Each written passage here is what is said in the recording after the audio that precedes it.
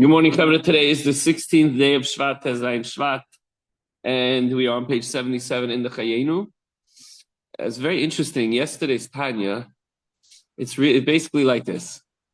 If you do an Aveira, if you do a prohibition of Hashem, it is the most egregious thing. You're worse than the lowest animal, the lowest bug. You're garbage. On the other hand, you would never have done that Aveira if you didn't get some stupid thought into your mind that comes from the Yitzhahara, the Nefesh and all these other things. So at the same time that the Alter Rebbe is telling you, yes, we as humans going through the human experience without seeing godliness and without and specifically with free choice, we sometimes make an aver and we sometimes do the wrong thing. But nevertheless, the fact that if we learn about and we realize that we may chas v'shalom sever our connection with Hashem, even in a minute way, and when we do so, we're so low, that should hopefully help us stop the stupidity, the foolish thoughts from entering our mind. Okay, in today's lesson here, the Alter Rebbe, the Baal Tanya, is going to bring another point, is that the recovery and atonement from certain Averis are harder than others, depending on the degree of the soul staining one has required. B'chlal, Yidden, we don't like to talk about Gehenna, we don't like to talk about punishment and everything else. But what happens if you're going to a wedding? What happens if you're going to a simcha? You got to clean yourself up. If you're going up to heaven, you got to clean yourself up. And if you're dirty, okay, so maybe a quick hot shower. But if you're very dirty and there's mamish mud caked on or permanent marker or stains, the scrubbing sometimes hurts. Anyway, so we're going to look at some distinctions between, obviously, you do little aveda is one thing, but if somebody steps out of a relationship where they're married and they have an extramarital affair and now a child's born, it's not so easy to just say, I'm sorry, right? Okay, obviously there's difference between some of the avedas that we do.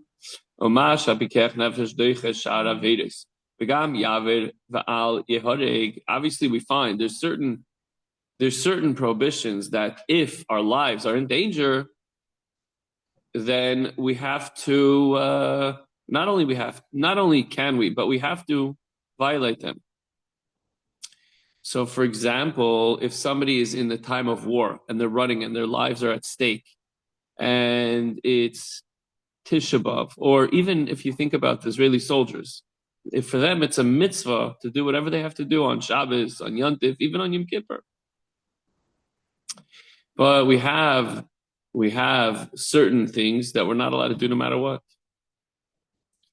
So when it comes to idolatry, incest, and murder, the law requires that a person submit to death rather than commit either of these.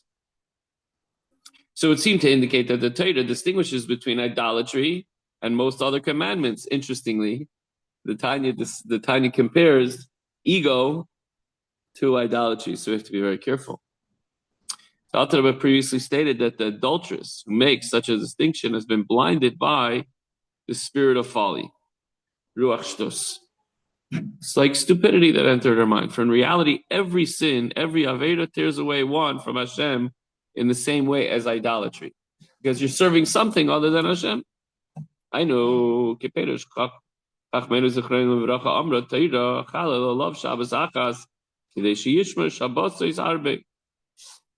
This fact that saving a life overrides other prohibitions is because, as a Chachamim explained, that the Torah declares we have to desecrate one Shabbos for the sake of the person, so that he may live to observe all the Shabbos. The person's so sick, and we're going to rush him to the hospital on Shabbos.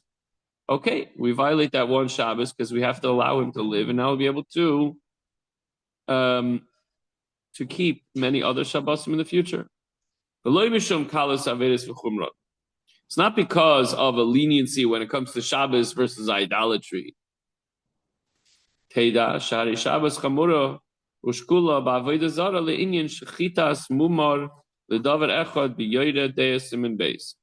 this contention is supported by the following fact, that the violation of Shabbos is a grave offense and comparable to idolatry with regard to the laws of Shechita by anyone who habitually violates a particular precept. Okay, we'll leave that. Masha'en kain b'mumor l'giluy haroyos. Someone who cannot control himself and follows his lustful thoughts and has let's call them relationships that are against the Torah. What happens then?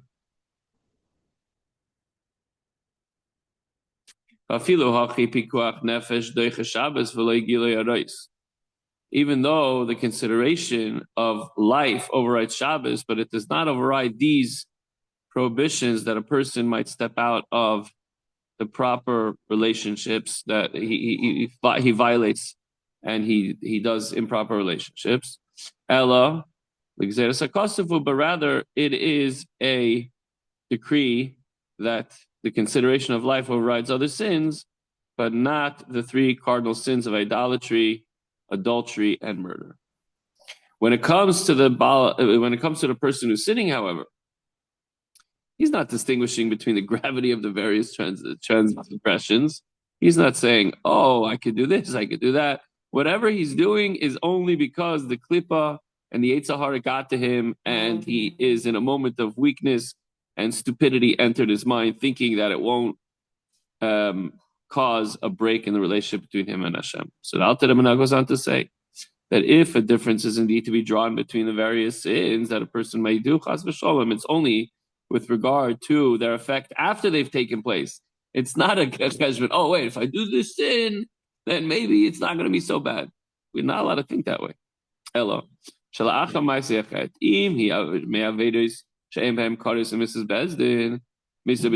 sorry. If after the sinful act, if the Aveda, the sin, is the type that carries neither the penalty of kares, which is a person being cut off through spiritual cut, or misa b'dei shemayim, that there's a decree that he's going to die from heaven. She'ein nafshei ha'elikis misa legamrei v'nichreses mishar shabelikim chayim. In which case, the divine soul does not completely perish. It takes a hit. It's not entirely cut off from its source, from Hashem.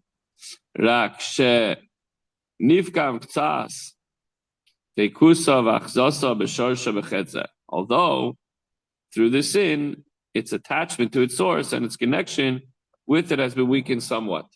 Think about a rope. The rope was cut down and it's being held by a tiny little string. It's not as strong as it was before. Now, the Alter Rebbe adds a little footnote here I'm going to say quickly, that he says there are different punishments for different sins. Lefi erech v'chiluk b'chinas ha'pagam b'nefesh b'shosh b'alyenek ha'cheim hiluk b'chinas ha'meruk ha'oynesh v'gehinam oy b'oylam hazeh l'chol oven v'cheit oynesh miyuchad l'marik la'avir ha'lichluch v'apagam v'chein b'chayv misa v'kares ein poigim kulan b'shava. By the way, as I mentioned before, we're talking about all these different things. It's just picture, you have to clean yourself up before going to a simcha. So if you're an adult and you generally have a white collar job, okay, fine. But if you work in an oil refinery and you have grease and muck all over your hands and in your fingernails, it's going to take a lot more to clean up before going to the simcha. And sometimes it hurts. It hurts when you scrape under your nails, right? Okay. So different sins carry different punishments. That's the nekuda. Again, I don't like to look at it so much like a punishment, but more like a cleansing process. Haregam nafshe, but that's me. Take it as you wish. Haregam nafshe. Back to original point. So after the fact that a person did an Aveira, in the case of those sins which don't carry the punishment of kares or death at the hands of heaven, so the sinner's animal soul, which animates the body and is enclosed in it, as well as his body itself, return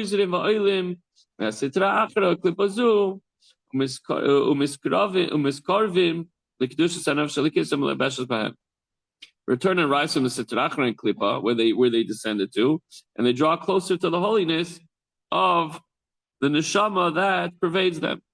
Imagine, it's almost like you have a rebound where a person does an Avera, and he taka regrets it and he does tshuva, now he goes back. It's not like he gets cut off completely. He has a chance to go back closer to Hashem, even closer than before, possibly, as we'll soon see. Don't forget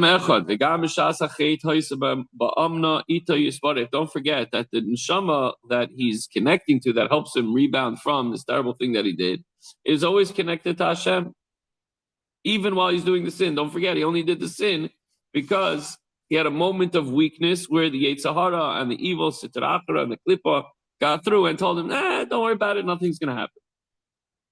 But it's only the animal soul through the body that performs the Aveda, the sin. At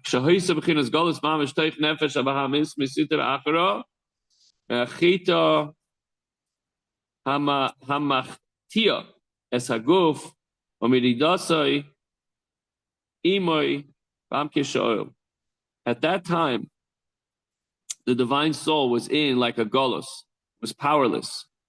And the Sitra Achra, this evil spirit, drew him down, the neshama down, and he was powerless to do anything. So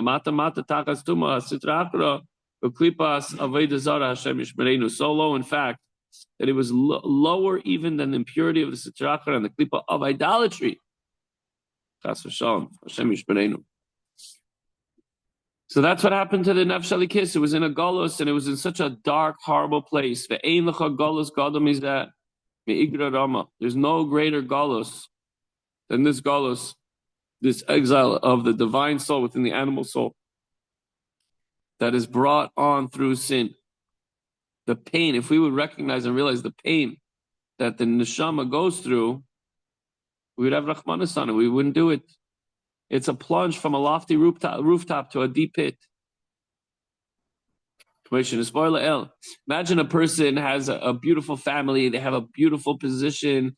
They're respected. They go to shul every day. They have beautiful kiddush on Shabbos. And then one day they have to they get picked up if they did this sin, and they get put in the most horrible jail cell in a dungeon together with evil, terrible people, and it stinks and it's dirty and it's smelly and there's rats and there's bugs, and you're sitting there and you're just miserable. That doesn't even compare to how the nefesh elikis, the godly soul, feels when the person doesn't obey it. Why are we saying all this? It's not to make you feel disgusting, but it's to hopefully prevent you and realize that it's not just nothing. Sometimes a person doesn't avere, they just move on. But the effect it has on your neshama is a very, very harsh thing.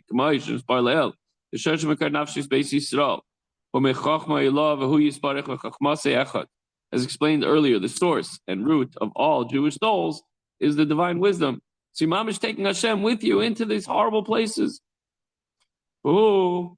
Kimshal ha'oiches b'roishe shel melech u'merite lamata b'toymim panav b'seich beis hakisei molei tzaya she'en lecha elboin gadol mizeh afilu oise kein lefisha. It's comparable to one who takes the king's head, drags it down, and stuffs his face in the toilet bowl. Imagine the ultimate humiliation, even if he does it just for a second. Oh, it's only for a second, king. I love you, I adore you, I respect you. Take off your crown for a second. I'm just going to stuff your face into a toilet bowl that the person before forgot to flush. The klipa and the Sitra Achra are called vomit and filth. So that's what happens when we do an Avera. We take our neshama and we stick it into a dirty, smelly, horrible toilet bowl. So thus we see the difference between the various sins. And we don't think about it before, and usually we think about it afterwards. During the act, every sin tears us away from Hashem if we realize that even if it's not adultery, it's not, we're not bowing down to an idol, just something here. Embarrassing somebody, saying the wrong thing. Our divine soul is never separate from Hashem, even when we sin. However, we do schlep it down to a very dark and disgusting place. Let's do whatever we can to avoid that and make sure that the Yetzer Hara does not get his way and does not enter our minds and doesn't tell us, nah, it's nothing. Everything that we do is calculated and is dedicated towards HaKadosh Baruch Hu.